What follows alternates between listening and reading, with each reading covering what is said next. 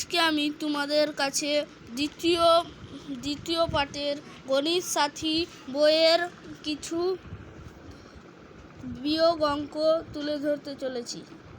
পুরো ভিডিওটা দেখুন। আমি গণিত সাথীর 8 প্রশ্নমালাতে চলে এসেছি।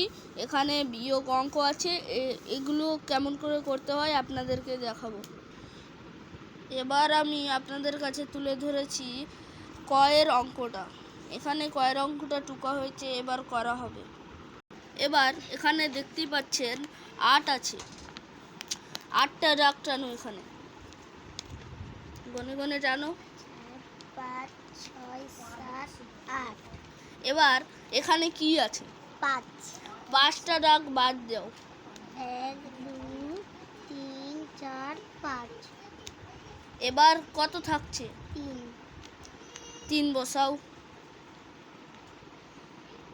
এরকম করে এগুলো অঙ্ক সবটি হবে।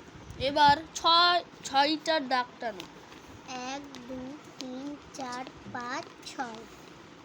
6টা দাগের মধ্যে এখানে আছে 2টা দাগ বাদ দিয়ে দাও। 1 2 3 4। এখানে কি বসবে? 4। তো বসাও। তারপরে এখানে আছে 7টা দাগ টানো।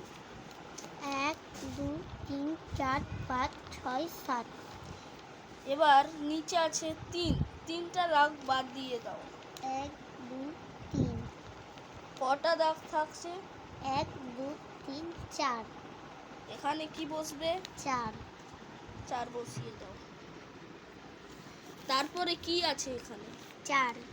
4টা দাগ টানো। 1 2 3 4।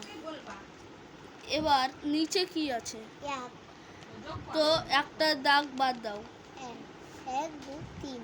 3টা ওখানে বসিয়ে দাও।